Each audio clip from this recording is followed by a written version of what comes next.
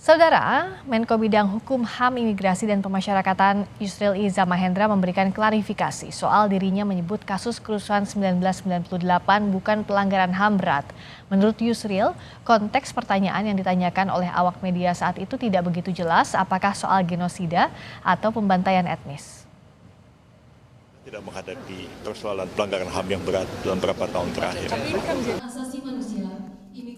Baru dilantik sebagai Menko Bidang Hukum dan HAM, Yusril Iza Mahendra membuat pernyataan yang memantik polemik.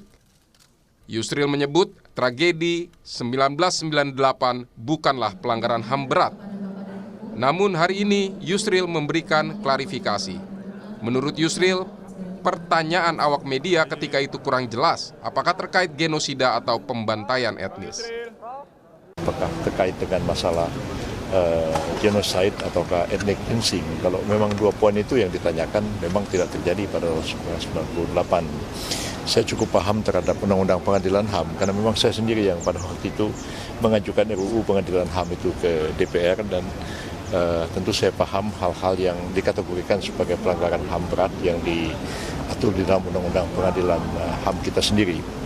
Dan tentu pemerintah akan mengkaji semua itu, termasuk juga apa-apa yang sudah diserahkan oleh tim-tim yang dibentuk oleh pemerintah pada waktu-waktu yang lalu dan juga rekomendasi-rekomendasi yang diberikan oleh Komnas HAM.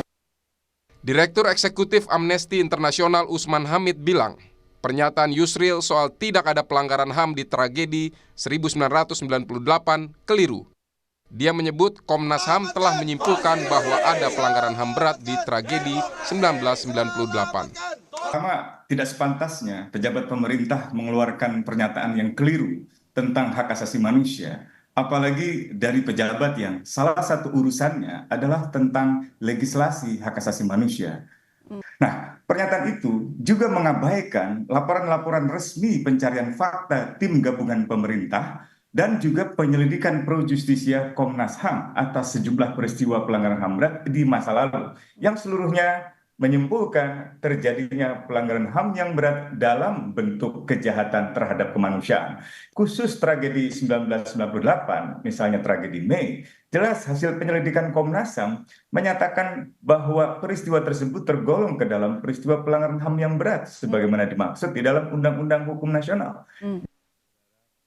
Sebelumnya, pada awal 2023, negara mengakui dan menyesalkan pelanggaran hak asasi manusia berat pada 12 peristiwa yang terjadi pada rentang tahun 1965 hingga 2003.